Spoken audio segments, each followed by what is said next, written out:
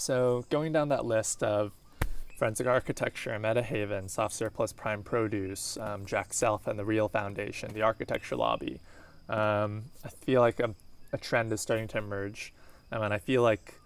as I mentioned in my last transmission, a lot of my work that I'm interested in doing, to have an actual impact, I think I'm going to have to be somewhere. And I want it to be connected to a place, and not be something so abstract that just any editorial magazine can pick up, or be blasted as something trendy on Instagram, but something where the practical impact of the work has a life of its own that's greater than what can be shown on paper. And I feel like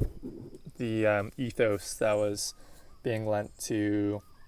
our project with the Mohawk Valley Collective in Fort Plains, New York, has a lot of that, very minimal marketing materials every once in a while. And that wasn't even the intention. It's just that we didn't have the resources to market, and we didn't honestly have that much to market because it was moving at such a glacial pace. But seeing Emily, and then Sam Fruworth, and then I think Emily brought a new person on,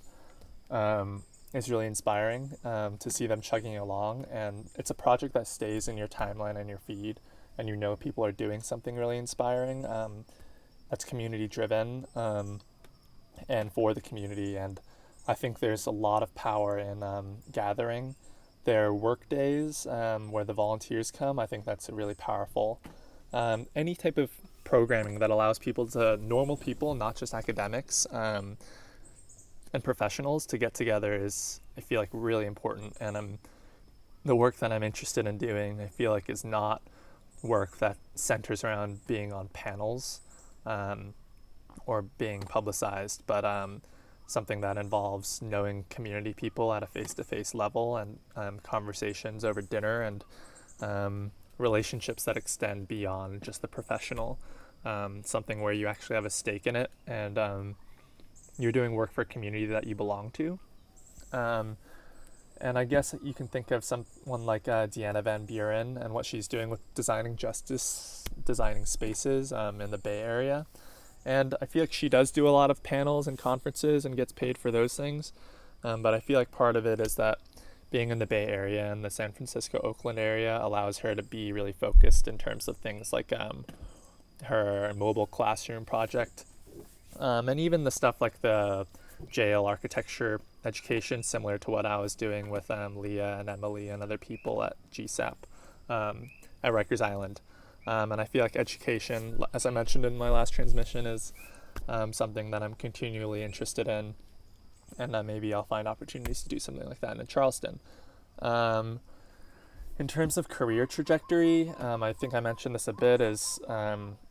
sources of income, and whether the passion is something that brings in that income. And I think, like I said, I'm going to let mixed design play out this year and see if any of the grants roll through, and see if we can actually start making real change by hosting some workshops. But I read an article last night about Artforum's event about art and activism, and on the panel was the director of the Bronx Museum, Ann Pasternak, who's someone that I've been messaging from my email to have as a partner in our mixed museum project. And the article was really spot on. It was how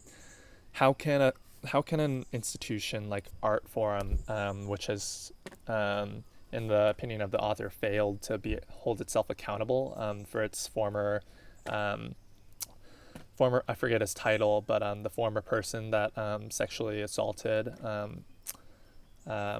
one of the Artforum employees, and that Artforum was, harboring this man. I think they tried to shoot down the victim's lawsuit or case, and the event that Artforum held, felt kind of self-congratulatory and evasive in the way that neoliberalism works, and that it was addressing the issues of art and activism, but at the end of the day felt very similar to the event that I attended in New York at the Cooper Union, about prison and architecture, where it included the person from the corrections facility. I forget her name right now, but it felt like, and also a little bit of how Kira Arroyo from the Department of Transportation was speaking at our conference at Yale, non-compliant bodies, that these representatives of city agencies and bigwig museums like the Brooklyn Museum that are really in the public eye come to these panels to show that they're dedicated, and obviously accept a small fund of money, which I'm sure they donate to the museum. But I feel like they're doing it in a way. The article had a really great way of saying that the things that these representatives were admitting to, and it feels very Hillary Clinton-ish, and that it's like, oh, we acknowledge that this is a problem, and we're doing our best to address this, and we agree with you guys that it is a problem, but not really doing anything about it and not really taking responsibility for it, but just being like, just nodding along and kind of being like, we're on your side. But they're not on our side, in the opinion of this author of the article, who I think actually worked at Artforum, because they're not doing anything about it. And they were saying that even museum activists for art workers in 1969, when they published a certain piece, were more radical than in their demands than the demands that these panelists are responding to are now. It's like we've stepped backwards in time, and they just have to meet this bare minimum of caring in order to be seen in the public's eye, or their own eye. I don't know if anyone actually believes them as accountable. So to loop back, I feel like that gives me a healthy skepticism of our mixed museum project that we're doing at Mixed Design. And in terms of inclusive space, will it just be a kind of vanity project for these museums to be like, oh, we participated with Mixed Design and our name is on this work booklet, this toolkit of design guidelines, and maybe at the end of the day they add a space for autistic people, they add a prayer room, they add a lactation room, a mother's room, and their programming is more inclusive. The next renovation they do has sloping ramps so people with wheelchairs aren't isolated. And maybe that's enough for our project. Maybe it's not as ambitious as we think in terms of overthrowing the system. The thing that we are presenting as an option is interdepartmental engagement protocols, and that I feel like that has radical potential, but just how we market it to them is so surface level and kind of congruent with the vibe of this panel, the Artforum panel, that I'm kind of worried that once we actually get to the drawing table with them, they won't have that many resources to contribute, because at best they'll dedicate an employee to sit in and be the liaison of the museum, but like you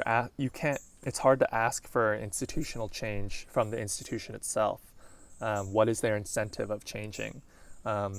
They want to be seen as a leader in diversity and inclusion, but will they cough up the money to do it? Will they cough up the speed to do it? Are they going to be a pioneer in terms of dedicating resources to this? Or are they just going to have their names included for minimal effort and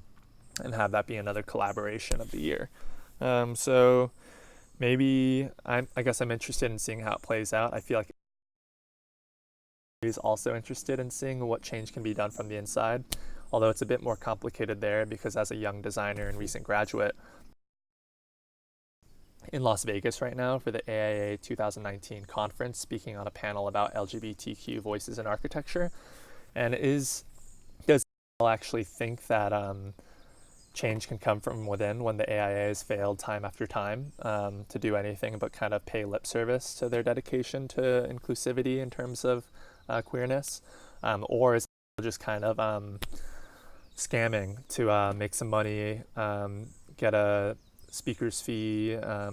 kind of honorarium, and flown out to Las Vegas, and hopefully with some small hopes of meeting people there that are like-minded, or getting a task force together, but really just doing this to make money and further career in the same way that they would be taking any other panel of any other thing, and just leveraging queerness and identity to just try and make it and scrape together what we can, in the way that a lot of other young workers are scraping together what they can, and leveraging, whatever they can to make money and to further their careers, because it's kind of necessary in this economically depressed time, and kind of depressing time for our age. We're at 20 minutes. I feel like I'm talking a lot faster on this transmission and a lot more clearly than the last one, because it's not forcing me to dig as deep into my psyche, but more regurgitate a list of references and a political opinion that I feel like I've already kind of solidified, rather than waxing about next steps and change and growth and things like that.